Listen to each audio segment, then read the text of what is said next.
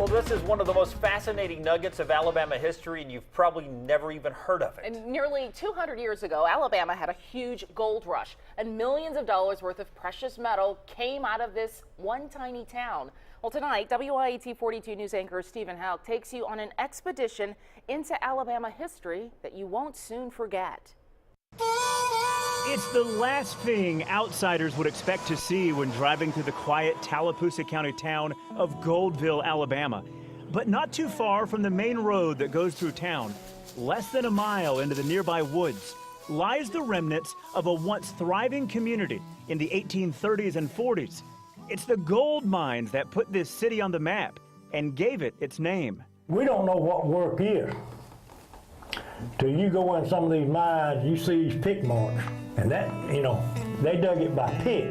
James Coy Powell, whose ancestors have been on this land for generations, says it was quite an undertaking to mine for the precious metal.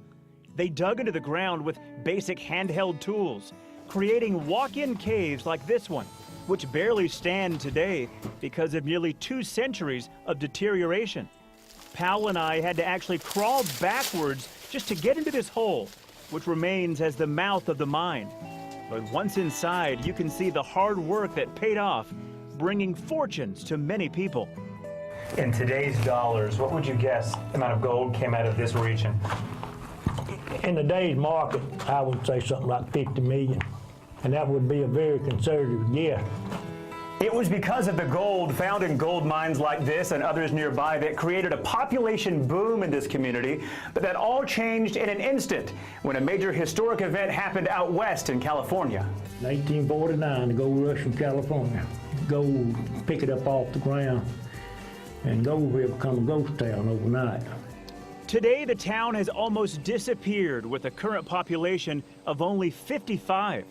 That's a far cry from the nearly 5,000 people who once lived here in the 1800s, hoping to strike it rich. Powell's grandfather actually tried to remove any remaining gold that wasn't taken in Alabama's gold rush, but there wasn't much left after thousands of people mined here for nearly 30 years before heading out west.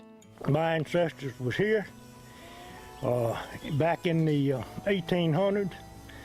They worked it.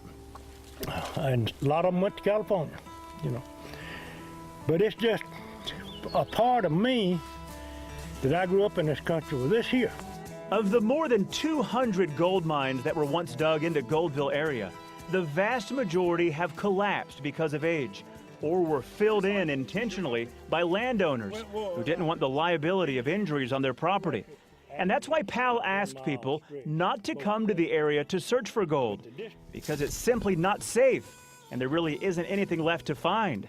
However, he hopes the history of Goldville will always live on. It's a sacred spot that I can go back and I can tell people like you, young man, this wasn't easy back in them days. Reporting in Goldville, Alabama, Stephen Houck, WIAT 42 News. Coverage you can count on.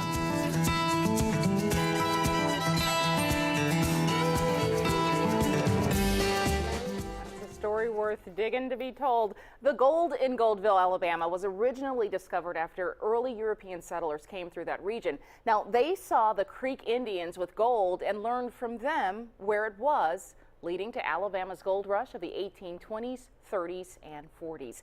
For much more history on Alabama's gold rush, go to our website at WIAT.com. Something I never knew again about the state of Alabama. Very fascinating. We need to check Stephen's pockets when he gets back to work.